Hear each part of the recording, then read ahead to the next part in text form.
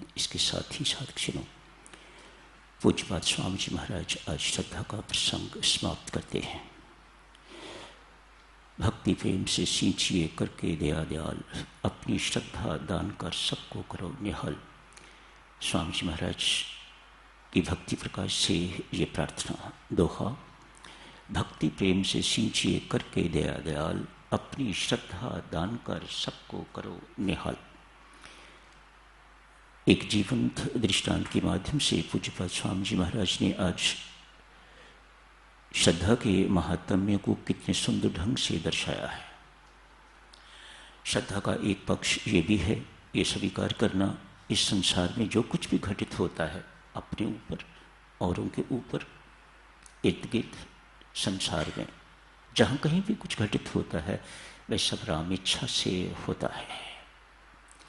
ये श्रद्धा का पक्ष है, ये श्रद्धा का चिन्ह है। ये मात्र सिद्धांत नहीं है, ये श्रद्धा का पर इस पर विश्वास इस प्रकार कब होगा जब आपकी साधना चरम सीमा तक पहुंच जाएगी। ये विश्वास, ऐसा विश्वास होना इतना आसान नहीं है। जो कुछ भी मुझ पर घटित हो रहा है, सारे संसार में घटित हो रहा है, सब परमात्मा की इच्छा से घटित हो रहा है और उसकी इच्छा में अहित नहीं है। जो कुछ भी होता है, कहीं भूकंप आया है तो उसमें भी हित है, कहीं कुछ भी हुआ है उसमें भी हित है। ये एक भक्त की भावना है और ये सत्य है।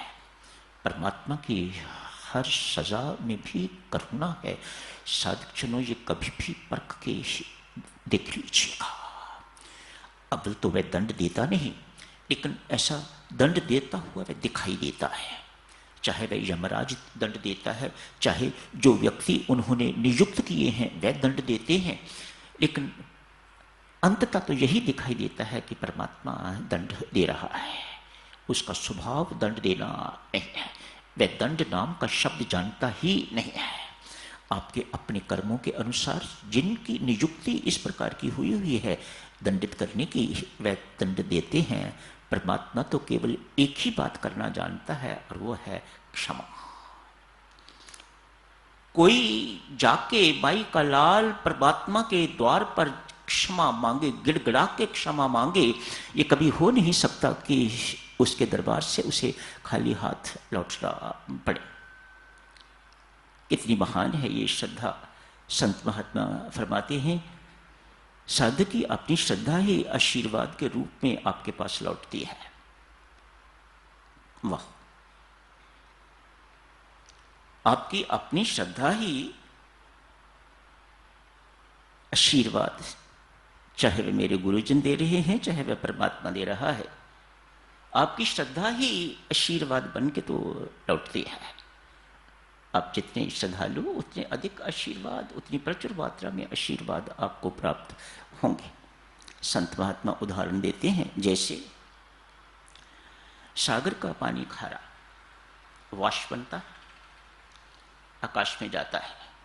आकाश उसे खारा नहीं रहने देता, उसे मीठा बना के तो वर्षा के माध्यम से बरसा देता है। साधक की अपनी श्रद्धा ही आशीर्वाद बन के तो लौटती है। आइए साधक सुनो, दो एक स्वामी जी महाराज जैसे दृष्टांत तो नहीं है सुंदर जैसे उन्होंने दिया है, पर दो एक दृष्टांतों के माध्यम से आज इस श्रद्धा की चर्चा को समाप्त करेंगे। एक गरीब आदमी है, परमात्मा का भक्त है, जीवन दास नाम है उसका। परमात्मा के दरबार में जाना है, बेचारा बहुत कुछ अफोर्ड नहीं कर सकता। लोग तो परमात्मा के दरबार में जाते हैं, मूर्ति के आगे बहुत कुछ चढ़ाते हैं, अपने समर्थ से भी अधिक, कभी परमात्मा को रिझाने के लिए, कभी दूसरों को दिखाने के लिए। ये परमात्मा जाने कैसी कैसी भावनाएं हुआ करती हैं।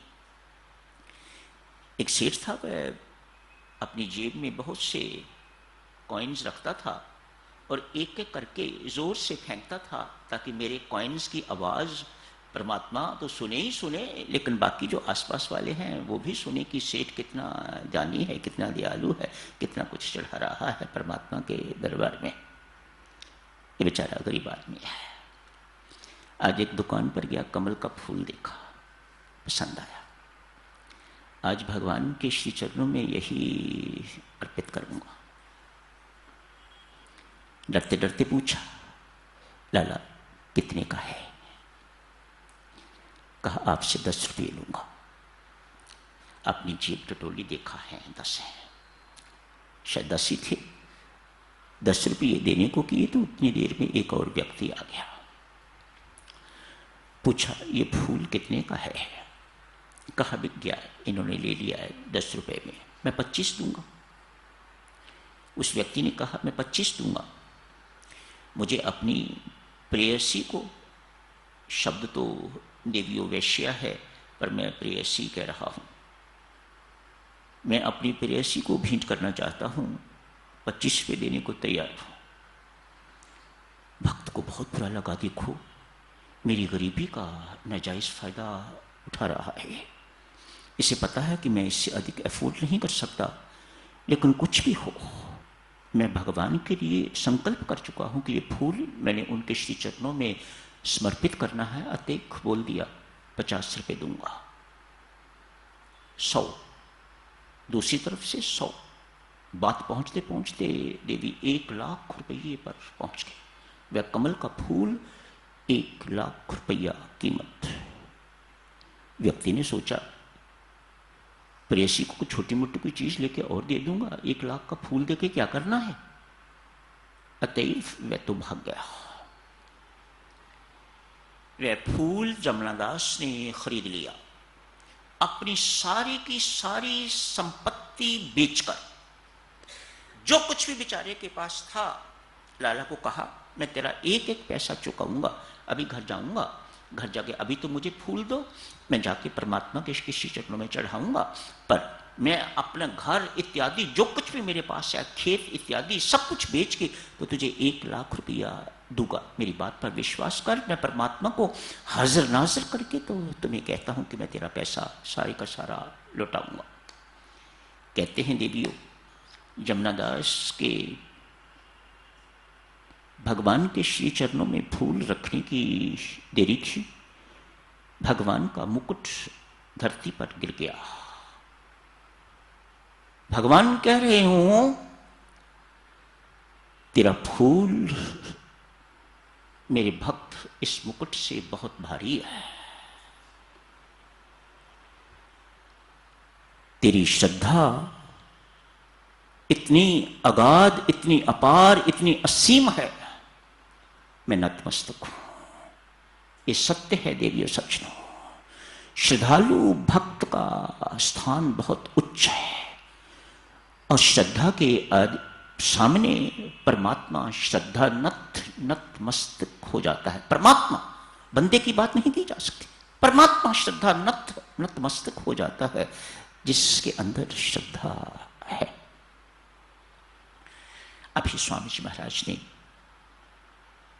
जो कथा आपके सामने रखी है, एक राजा एवं मंत्री की, नास्तिक मंत्री है और अति श्रद्धालु राजा है। हम सादिक सुनो, यह कथा सुनने के बाद एक छोटी सी घटना और याद आती है। एक गरीब दंपत्ति हैं, जंगल के पास जुड़ता हुआ एक गांव है, राम भक्त हैं, तो पति पत्नी दोनों राम राम जपने वाले हैं, पढ़े लिखे हैं नहीं, पता नहीं, राम भजन में दोनों लीन रहते हैं। गांव में औरों के पक्के मकान भी होंगे, अच्छे मकान भी होंगे, इनकी मकान तो है लेकिन झोंपड़ी जैसा कहते हैं, सो कच्चा होगा, घास फूस का बना हुआ होगा, इत्यादि इत्यादि। उस झोंपड़ी में या उस कमरे में दोनों पति पत्नी सहर्ष रहते हैं। जैसे गांव में रिवाज होता है, लगभग हर एक के पास कोई ना कोई पशु होता है, कुत्ता भी होता है। इसके पास भी एक घोड़ी है, शौक के तौर पर नहीं रखी हुई, लोग गाय रखते हैं, भैंस रखते हैं, दूध इत्यादि के लिए, बेचने के लिए, अपने लिए भी इसने घोड़ी रखी हुई है। घोड़ी पर ही इसका निर्वाह होता है।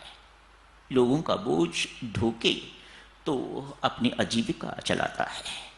दोनों पति पत्नी जितना भी होता है, दोनों पत्नी पत्नी सहर्ष संतुष्ट है। जिसके पास संतोष है उसे कौन अशांत करे।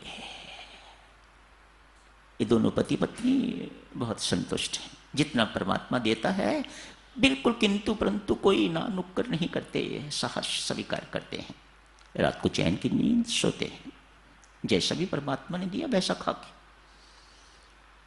नमक वाला दिया, स्वादु दिया, बिना नमक के दिया, कैसा दिया, थोड़ा दिया, बहुत दिया, खा के बड़े चैन से दोनों सोते हैं।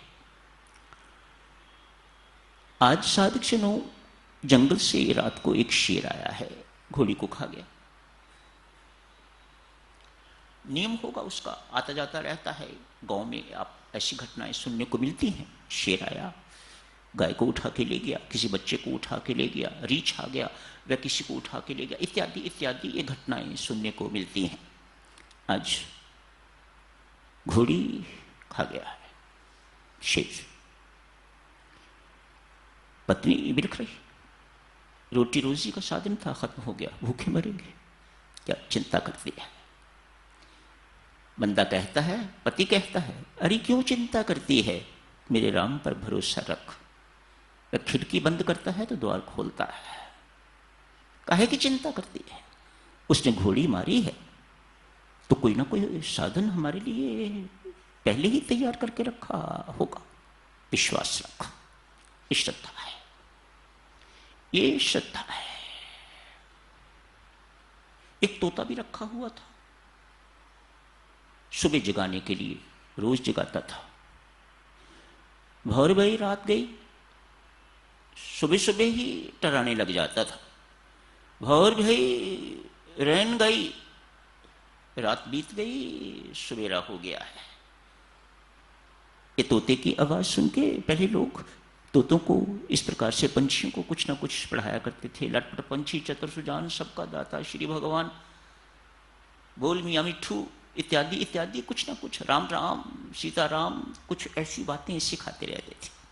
ये बोलता था, रैन गई भौर भई। आज पिंजरे का द्वार खुला रह गया, तोता उड़ गया। पत्नी फिर बेचारी बेचैन, लो पहले घोड़ी गई, अब तोता भी गया। कौन जगाएगा सुबह, हमारे पास कोई टाइम पीस नहीं, अलार्म बजाने वाला, जगाने वाला कोई नहीं। मुर्गे की आवाज से जागना होगा। गांव में लोग मुर्गे की आवाज सुनते हैं तो उठते हैं। पहली बांग दी है, दूसरी बांग दी है, उसके मुताबिक उन्होंने अपना टाइम जो है वह निश्चित किया होता है।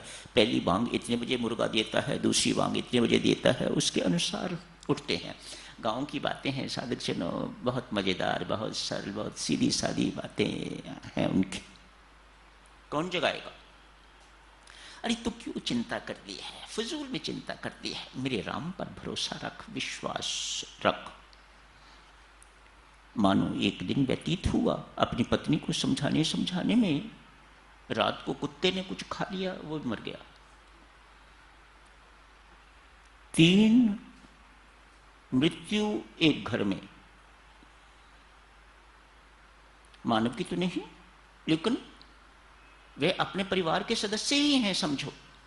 ऐसा उनको महसूस हुआ, हमारे घर में 3 मृत्यु हो गई, मातम सा छा गया।